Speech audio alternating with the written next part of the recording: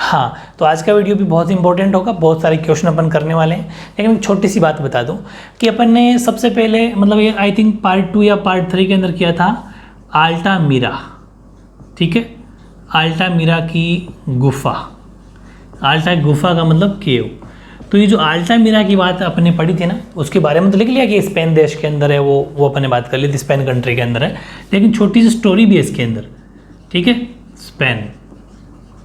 Spain देश के अंदर एक छोटी सी स्टोरी ये है कि जो ये अल्टामीरा की गुफा है ना, ये क्यों फेमस है? क्योंकि पेंटिंग की वजह से, है ना। मैंने आपको बता भी दिया था कि ये पेंटिंग की वजह से, यानी कि चित्रकारी की वजह से ज़्यादा ही फेमस है।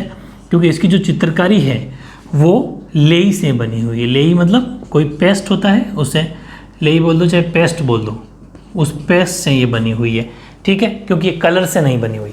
लेकिन इस पर ध्यान पड़ा कैसे, ये भी क्वेश्चन आ सकता है। जैसे छोटी सी एक स्टोरी है कि स्पेन देश के अंदर एक गुफा थी, तो वहाँ पर एक इंसान है मार्सिलिनो, ध्यान से समझना, मार्सिलिनो एक आदमी बंदे का नाम है मार्सिलिनो।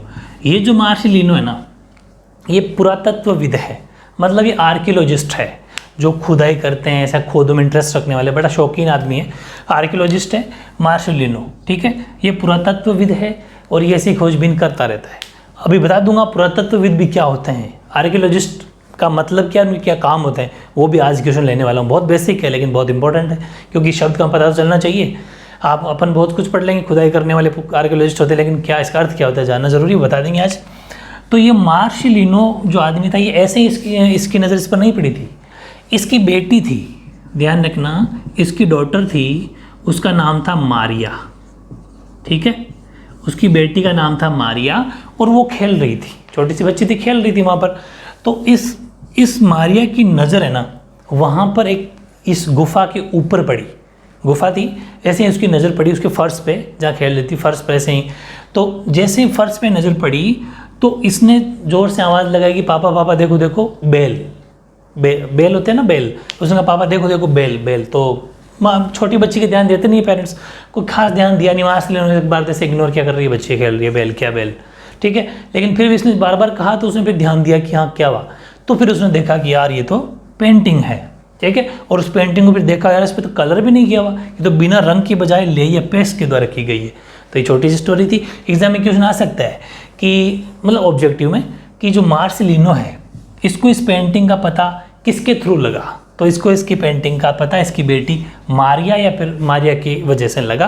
अच्छा, टाइम पीरियड भी लिख सकते हो 1879, ठीक है, 1879 के अंदर इसका पेंटिंग का पता चला था, जो अल्टामीरा गुफा की मैं बात कर रहा हूँ, ठीक है। तो छोटी सी बात, वहाँ जो अपन ने अल्टामीरा लिखा था वहीं पर साइड में कहीं इस चीज़ को मेंशन कर लेना, ठीक है, ओके। हाँ, अब मैंने क्वेश्चन लिया आपका डिफरेंट सा, ये थ्योरेटिकल है। देखो ये ऐसी चीज़ें हैं जो कहीं पर भी पढ़ने को नहीं मिलेगी, ये सिर्फ 11th के अंदर ही है। 12th के अंदर भी कुछ चीज़ें हैं, लेकिन यहाँ जो 11th की जो बुक है ना, पूरी बात को ध्यान से सुनना। 11th के अंदर है वर्ल्ड हिस्ट्री, विश्व का इतिहास। बस ये एक ही बुक सफिशिएंट है हर कॉम्पिटिटिव एग्जाम में, चाहे कितना ही बड़ा दे लेना। और ये जितनी बातें हैं ना, जैसे ये सीधे एग्जाम के पॉइंट ऑफ व्यू से इंपॉर्टेंट ज़्यादा नहीं होती, लेकिन ये इंटरव्यू वगैरह में क्वेश्चन पूछा था कि हादसा के बारे में सुना है आपने, ऐसा पूछेंगे आपसे कि हादसा क्या होता है, हादसा के लोग कहाँ रहते थे, हादसा के लोग बेसिकली करते क्या थे, हादसा के लोग बेसिकली किसका मांस ज़्यादा खाते थे या किसका ज़्यादा अंटर करते थे। तो ये एग्जाम में क्वेश्चन आ जाएगा कि हादसा के लोग हाथी का मांस खाते थे क्या? नहीं, ये सिर्फ हाथी के मांस को छोड़ के सबका मीट खाते थे, ये इनका रूल है। वहाँ पर बहुत सारे चिंकारा, हिरण, है ना, बहुत सारे जेब्रा, बहुत सारे शेर, जितने खूब सारे थे, लेकिन ये सिर्फ और सिर्फ हाथी को छोड़ के बाकी सबका मीट खाते थे, ये भी इनका एक रूल था, ठीक है। और भी इनकी बहुत सारी बातें हैं कि हादसा के जो लोग हैं, ये वैसे तो अफ्रीका के अंदर बड़े, तंजानिया के आसपास का ये, वहाँ पर एक झील है, एक लेक है, थोड़ा छोटा मोटा बता दूँ आपको, फिर मैं थोड़ी सी इनके बारे में बताता हूँ। लेक यासी लेक है, ठीक है, लेक यासी, वो एक विब्रंश घाटी के बीच में एक बनी झील है, वहाँ पर ही रहते हैं। तभी पूरा बताऊँगा, वैसे थोड़ा नॉर्मल आपको इमेज बना रहा हूँ कि जो हादसा के बारे में जब भी पूछे ना, तो ये तो बता दोगे कि आप वहाँ पर उस लेक के पास में जो एक खारे पानी की झील थी, वहाँ पर ही रहते थे।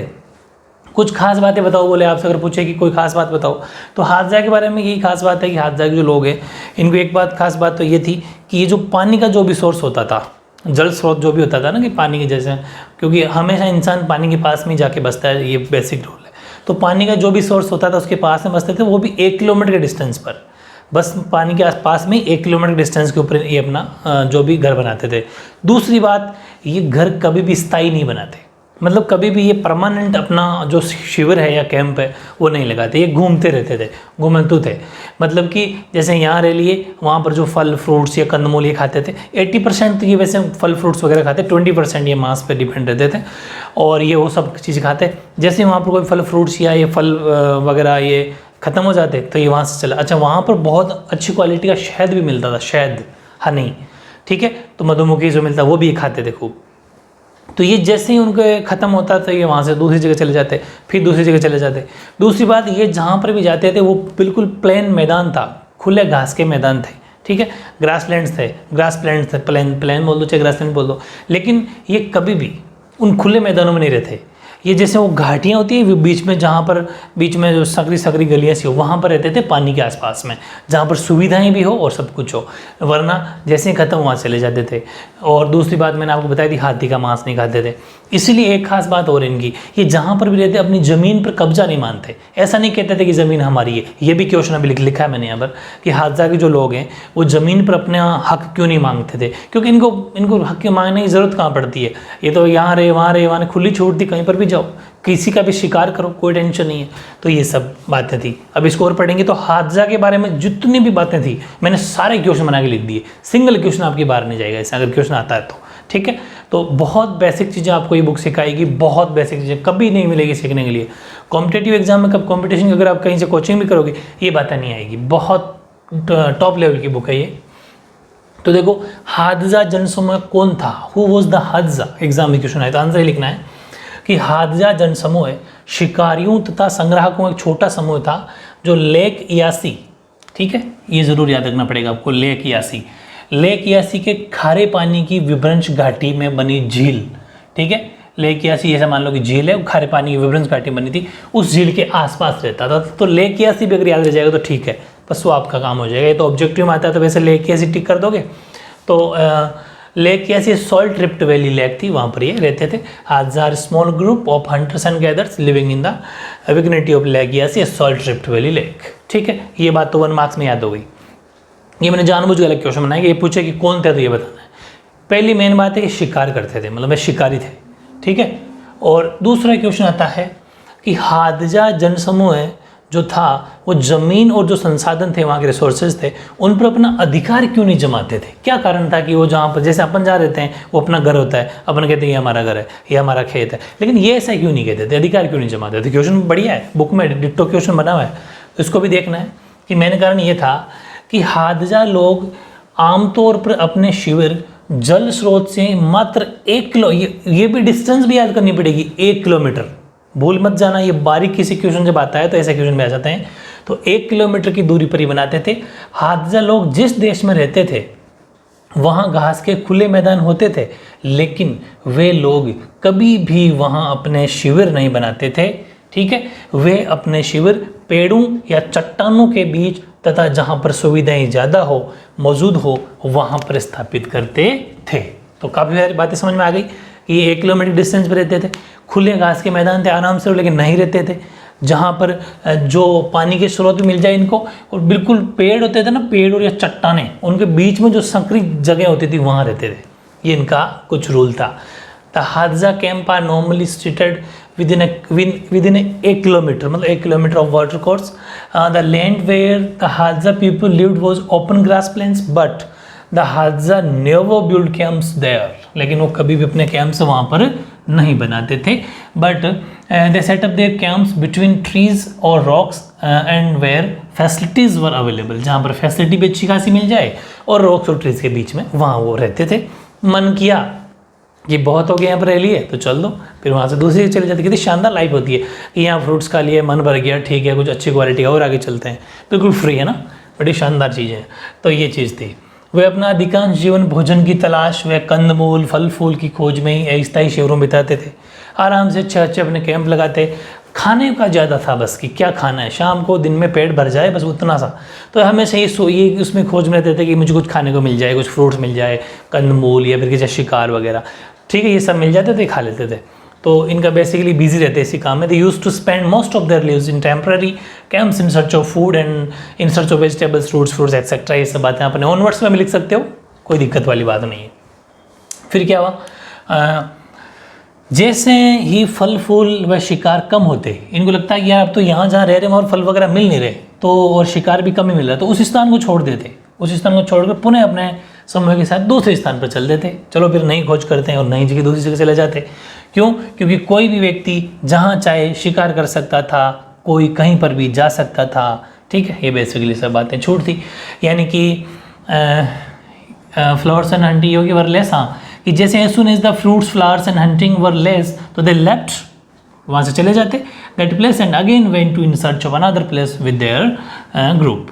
और anyone could hunt wherever he wanted and could go anywhere, मतलब कि जहाँ चाहे वो कुछ कहीं भी जा सकता है, जिसका चाहे शिकार कर सकता है। ये सब छूट थी।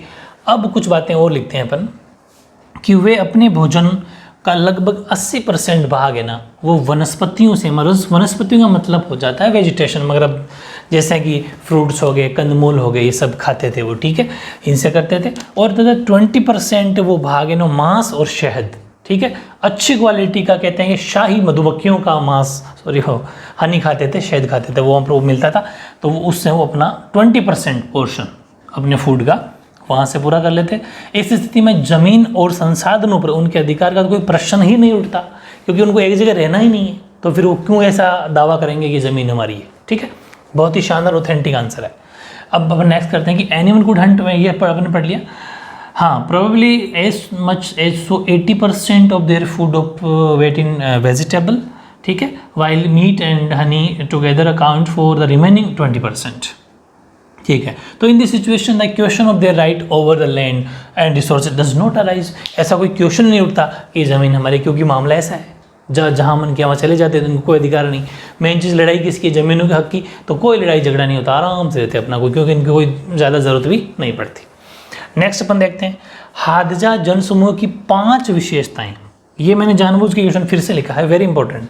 5 विशेषताएं पूछे तो आप अगर आंसर क्या लिखोगे, हालांकि इस थ्योरी में से लिखना है, लेकिन और अच्छा आंसर बन जाए तो 5 में एक तो ये लिखना है कि हादजा जनसमूह की खास बात ये थी कि हादजा जनसमूह के लोग हाथी को छोड़कर सभी जानवरों का शिकार करते थे और उनका मांस खाते थे, सिर्फ हाथी को छोड़ के, उसका नहीं खाते। All those animals apart from the elephant are hunted and eaten by Hadza, मतलब इसको छोड़ के, ठीक है, अपार्ट फ्रॉम एलिफेंट, बाकी सबको खाते थे। एक बात तो ये। दूसरी, यही जो क्वेश्चन था, हादजा जनसमूह के लोग जमीन और उसके संसाधनों पर अपना अधिकार नहीं जमाते थे, ठीक है। Hadza group not claim their overland and its purpose. 2 बातें होगी। अब आप ये माइंड में सोच रहे होंगे कि अंडरलाइन क्यों किया गया जगह जगह ना, ये मैंने पहले से अंडरलाइन इसलिए किया था कि 2 पॉइंट तो ये हो गए और 3 पॉइंट यहीं से लिखने हैं अपन को। एक तो ये नंबर 3 कि हादजा लोग आमतौर पर अपने शिविर जल स्रोत से 1 किलोमीटर की दूरी पर बनाते थे, वो हो गया आपका नंबर 3 फीचर, ठीक है। पहले मतलब हादजा के हम normally seated with in 1 kilometre of water course. Number 4 हो जाएगा आपके यहाँ से, वे अपने शिविर पेड़ों या चट्टानों के बीच तथा जहाँ पर सुविधाएं मौजूद हो वहाँ पर स्थापित करते थे। ये उनकी चौथी विशेषता, तो दोनों जगह काम आ जाएगा, ठीक है। और यानी कि आप इसमें से अगर लिखोगे तो ये रह जाएगा कि ये रहा, they set up their camps between trees और rocks and where facilities were available. ये नंबर 4 पॉइंट हो गया। और 5वां लास्ट पॉइंट ये हो जाएगा, ये वे अपने भोजन का 80% भाग तो वनस्पतियों से करते थे और 20% मांस और शहद से करते थे, ठीक है। ये हो जाएगा आपके नंबर 5वीं फीचर या 5वां फीचर या इनकी विशेषता, यानी कि प्रोबेबली यहाँ से लेके 80% वाला लेके 20% तक, ये 5 विशेषताएं। तो एक क्वेश्चन, एक पंथ, 2 काज, ये भी हो जाएगा, ये भी हो जाएगा, दोनों आंसर कैसा भी आए तो आपको लिख देना है, ठीक है। और एक बात और सुनो, क्वेश्चन इन ये आए ना तो भी वो वाली बात लिखनी है, ये आए तो भी वो वाली बात लिखनी है, और अलग अकेला आ जाता है तो फिर वो अकेला लिखना है। क्यों? क्योंकि जब भी हादजा के बारे में आए ना तो जरूर लिख देना कि वो वहाँ रहते थे, ठीक है, एक अच्छा आंसर बन जाता है। ये जरूर ध्यान रखा। और कुछ मैं जितनी बातें आपको बताता हूँ आंसर राइटिंग की, उन पर ज़रूर फोकस करना। अभी इस लेवल से आप अगर प्रिपरेशन कर लोगे ना, हमेशा बहुत आगे रहोगे आप, बहुत आगे। अभी आप 11th में हो, अभी आप ग्रेजुएशन करोगे, मतलब 5 या 4 का जो टाइम पीरियड है इसका मस्त यूज करो, है ना। अगला देखो, एक क्वेश्चन और है इन्हीं के बारे में, वो भी हादसा की पूरी पीएचडी करा दूंगा मैं, इसके बारे कुछ नहीं जाएगा। ये कह रहा है कि सूखा पड़ जाता था ना, मतलब अकाल पड़ जाना, सूखा पड़ गया, बारिश नहीं हुई, तो सूखा पड़ने पर भी हादसा जनसमूह के लोगों के पास भोजन की कमी क्यों नहीं होती? इनकी खास बात ये भी है कि जब सूखा पड़ जाए तो उनके भोजन की कमी होती ही नहीं थी। ये और है क्या खास बात है कि people of Hadza group did not face food scarcity during dry season. Why? तो मेन चीज़ ये है कि पहली बात तो ये कि जगह चेंज कर लेते थे, मौसम के अकॉर्डिंग वो पता चलता वैसे। दूसरा, पानी के पास में ही रहते थे जहाँ फैसिलिटी वगैरह हो, तो इनको ऐसा होता था कि वो लॉन्ग टाइम तक चल जाता। फिर भी कुछ आंसर मैंने लिखा बता देता हूँ कि आमतौर पर जो हादसा के लोग हैं ना, वो हादसा लोग जो शिविर लगते थे, कैंप जो लगाते थे अस्थायी मतलब टेम्प्रेरी, वो वर्षा ऋतु में क्या करते थे, जब बारिश होती थी तब तो ये करते थे छोटे छोटे और दूर दूर बनाए जाते थे, छोटे छोटे कैंप बना लेते और दूर दूर रह जाते बारिश के टाइम पर, ध्यान रखना। और सूखे के मौसम में क्या करते थे कि जल स्रोतों के आसपास इनके शिविर बड़े और घने बसे होते थे, इस कारण सूखे के समय में भी उनके पास भोजन की कमी नहीं रहती। Usually the Hadza camps are made small and far away in the rainy season and in the dry season their camps are larger and densely seated around the water source. So for this reason, even in the time of drought, they do not have any shortage of food. ये यहाँ तक है, ठीक है। तो उस पर time पर भी इनको शॉर्टेज नहीं होती। ज़्यादा इंपॉर्टेंट तो नहीं है, लेकिन बुक में था इसलिए मैं लिखवा दिया, ये भी लिख लेना। और एक वेरी इंपॉर्टेंट लास्ट वाला ज़रूर इंपॉर्टेंट है, 1 मार्क्स में क्वेश्चन आ जाता है ऐसा कि ये जेम्स वुडबर्न कौन था, ठीक है। जेम्स वुडबर्न ही वो बंदा है जिसने इनका पता लगाया 1960 के अंदर, 1960 में, ज़्यादा पुरानी बात नहीं है। यानी कि जेम्स वुडबर्न कौन था कि जेम्स वुडबर्न एक मानव विज्ञानी था, ठीक है। James Woodburn was an anthropologist. ये क्या करता था कि 1960 में इसके द्वारा हादसा जनसमूह पर एक अन्वेषण किया गया, जो आज का सबसे प्रमुख दस्तावेज है। उसने ये सब पता लगाया था, ठीक है। उसने ये पता लगाया था कि the investigation done by in 1960 AD on the Hadza group is a major document today. आज की टाइम में अगर देखें तो ये सबसे इंपॉर्टेंट और मेजर डॉक्यूमेंट के अंदर आता है, क्योंकि किसी इतने बड़े जनसमूह का किसी को पता ही नहीं था। इसने इसके बारे में रिसर्च किया और इन्वेस्टिगेशन किया, पता चला। तो ये सब बातें नॉलेज वाली बातें, लिख लिया करो, नोट्स बना लिया करो, बहुत नॉलेज वाली बातें नहीं आएगी कहीं पर भी, आपके कोचिंग वगैरह में नहीं पढ़ाया जाएगा आगे, ये भी मौका है सीखने का, ठीक है। ओके,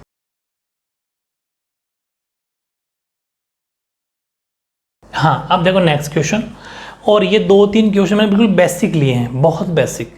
जैसे कि अपन कहते हैं कि ये आर्कियोलॉजिस्ट है, ये मतलब ये पुरातत्वविद हैं, जो अब इस शब्द का मतलब क्या है और बेसिकली इनका क्या काम होता है। अब जानते अपन सब है कि आर्कियोलॉजिस्ट क्या होते हैं, जो खुदाई करते हैं, जो अपनी पुरानी सभ्यताओं की खुदाई करते हैं कि ज़मीन को खुदाई क्या क्या मिलता है, वो सब होते हैं।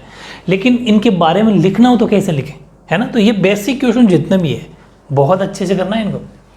पुरातत्वविद का कार्य क्या है, या फिर ऐसा मान लो कि पुरातत्वविद कौन होते हैं और उनके कार्य लिखिए, इतना क्वेश्चन में आ सकता है कि what is the job of an archaeologist, ठीक है, या फिर हु इज़ द आर्कियोलॉजिस्ट, दोनों ही क्वेश्चन आ सकते हैं।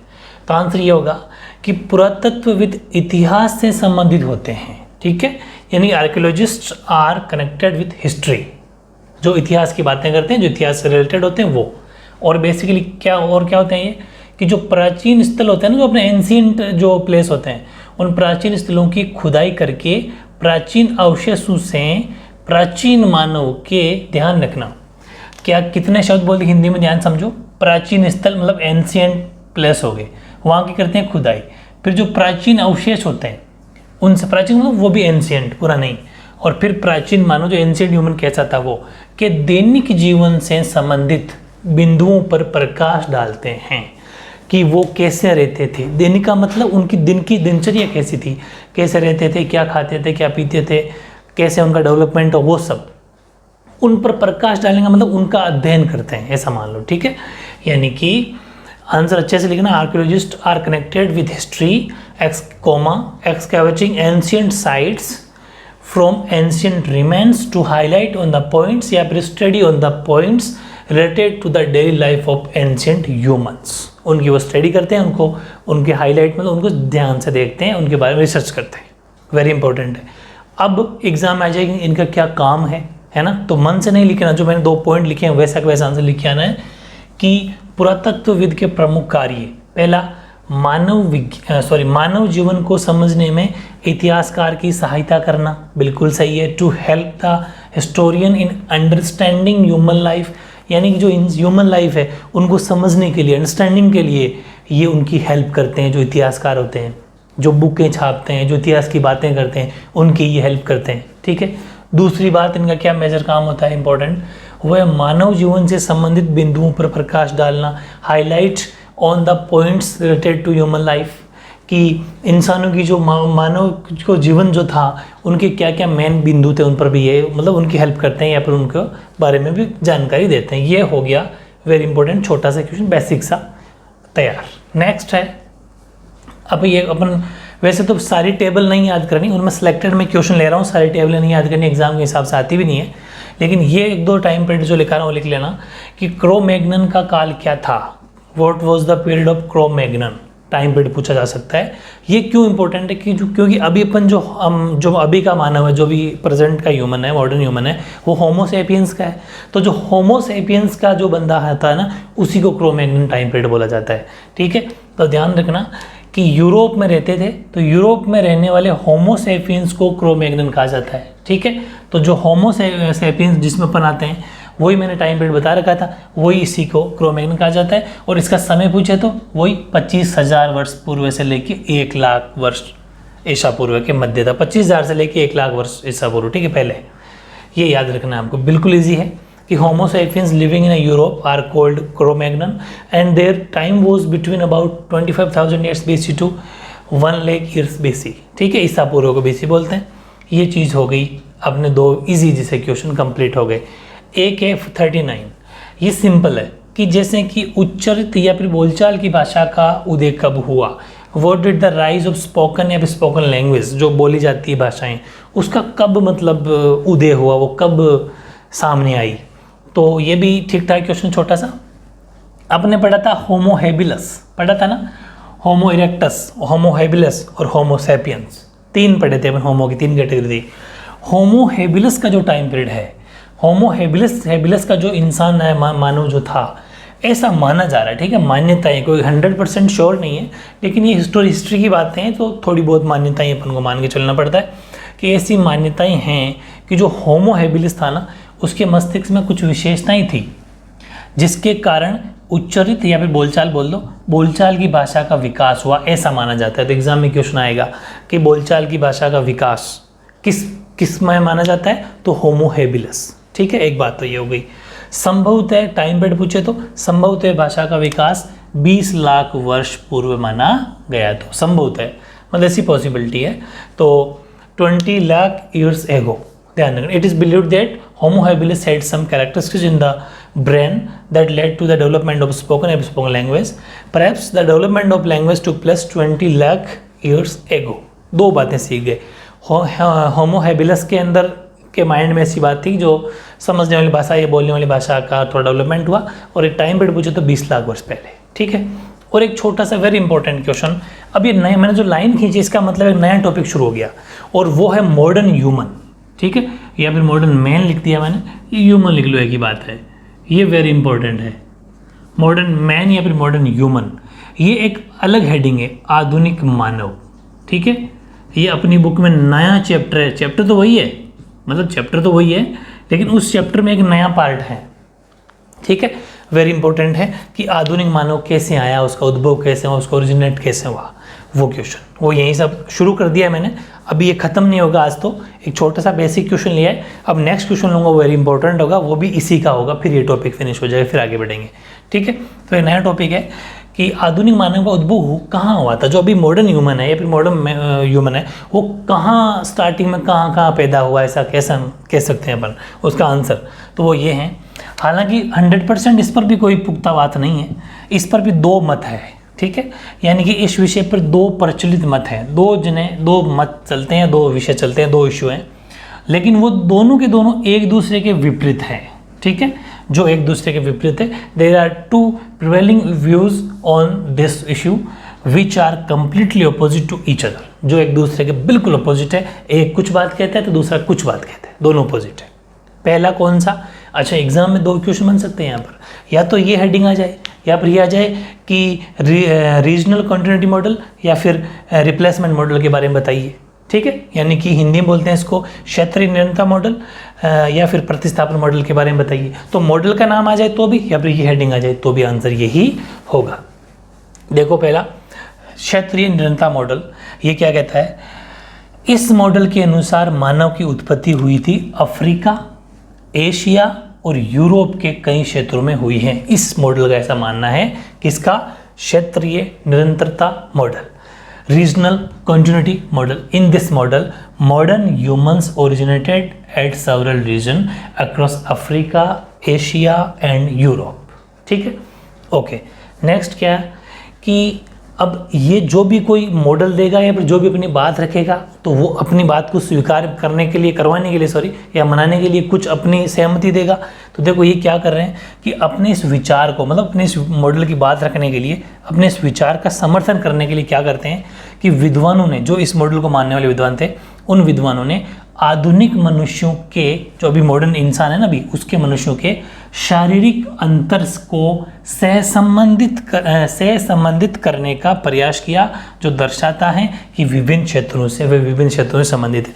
मतलब इसको मानने वाले जो वैज्ञानिक हैं, जो रिसर्च करने वाले लोग हैं, उन्होंने आज की इंसान की थोड़ी थोड़ी प्रॉपर्टी उस टाइम वाले को बताई कि देख लो भलाई ये ऐसे ऐसे गुण मिलते हैं। हालांकि इतना आपके कोर्स में है नहीं, इतनी सी बात लिखी हुई है क्या कि अभी आज का जो मनुष्य है उसका शारीरिक जो अंतर है ना, अभी जैसे इंसान के फिजिकली वो कैसा है, वो उससे कंपेयर करते हुए बताते हैं कि देख लो ये रीजनल कंटिन्यूटी मॉडल पर आधारित है, इंसान वहीं से बना था। ठीक है, ऐसा। तो यानी कि to support their view the scholars try to correlate the anatomical differences of modern humans which indicates that they belong to different regions. ठीक है, और सेकंड ये जो मानने वाले लोग हैं प्रतिस्थापन मॉडल यानी कि रिप्लेसमेंट मॉडल, नाम में ही पता चल रहा है एक जगह से दूसरी जगह चले जाना, रिप्लेसमेंट वाला। ये कहते हैं कि इस मॉडल के अनुसार आधुनिक मानव की उत्पत्ति एक ही क्षेत्र से हुई थी, यानी कि अफ्रीका में हुई थी। बस ये अफ्रीका ही मानते हैं, जबकि ये कहते हैं अफ्रीका, एशिया और यूरोप तीनों बताते हैं, जबकि ये कहते हैं ओनली फॉर अफ्रीका में हुई है। और ये फिर अगर ये बात कहेंगे तो अपना वापस विचार अपने समर्थन में कुछ रखेंगे। तो अपने विचार के समर्थन में इन्होंने क्या कुछ मुद्दे रखे कि अधिकांश विद्वानों ने आधुनिक मानव की जो शारीरिक और आनुवंशिक समानताओं को सहसंबंधित करने का प्रयास किया। इन्होंने क्या करा, इन्होंने सिर्फ शारीरिक अंतर को बताया। इन्होंने शारीरिक अंतर तो बताया, उसके साथ में आनुवंशिक समानताएं, ये एक शब्द और जोड़ दिया, जेनेटिक। ठीक है, जेनेटिक सिमिलरिटीज और जोड़ दी, आनुवंशिक समानताओं को और जोड़ दिया। ठीक है, उनमें उनकी आपस में रिलेशन कराने की कोशिश की, और ये इंगित करता है कि उनके पूर्वज एक क्षेत्र के थे। ये भी कह रहे हैं कि वो एक ही क्षेत्र के थे, क्योंकि ये ऐसे आनुवंशिक या फिर ऐसी कुछ बातें बताएंगे कि ऐसा लगेगा कि ये देख लो बोले यहीं से पैदा हुए सारे के सारे, एक ही क्षेत्र के थे। और वो क्षेत्र कौन सा था, अफ्रीका, और जहाँ से दुनिया के विभिन्न हिस्सों में, और इनका ये कहना है कि वो एक ही क्षेत्र था अफ्रीका, और अफ्रीका से फिर दुनिया के सारे क्षेत्रों में इंसान फैल गए। ये मानना है प्रतिस्थापन मॉडल के लोगों का, मतलब इस मॉडल के देने वाले उन साइंटिस्ट का। In this model modern humans being originated in single region, it means Africa. In support of this view, इसको मानने वाले लोगों में कौन कौन, वो क्या कहते हैं कि most of scholars try to correlate the anatomical and genetic similarities of modern humans. ठीक है, आज के मॉडर्न ह्यूमन में वो कुछ सिमिलरिटीज़ बताते हैं, वो भी कौन सी, जेनेटिक। और ऑटोनॉमिकल तो ये भी बताते हैं, और एनाटॉमिकल तो ये भी बताते हैं, और एनाटॉमिकल ये भी बताते हैं, वो तो सेम बात है, सिर्फ जेनेटिक सिमिलरिटीज अलग बात है इनकी। और it indicates that their ancestors का मतलब पुराने जो लोग हैं, प्राचीन। ठीक है, ancestors belonged to one region and from where they migrated to different parts of the world. और फिर ऐसा मानते हैं, ऐसा कहते हैं कि पूरे यहाँ से अफ्रीका से फिर सारे देशों में थोड़े थोड़े सब जगह फैल गए, और इस तरीके से इंसान की, अभी वाले इंसान की उत्पत्ति हुई या ओरिजिनेटेड हुआ। ये इन दोनों मॉडल की अलग अलग कहानी थी। बहुत इंपॉर्टेंट क्वेश्चन है ये आज के दिन, मतलब इन क्वेश्चन में ये वेरी इंपॉर्टेंट क्वेश्चन है जो आपसे पूछा जा सकता है। ठीक है, वीडियो ज़्यादा बड़ा ना हो, इंटरेस्ट बना रहे। ठीक है, बाकी अपन नेक्स्ट वीडियो में करेंगे। ओके।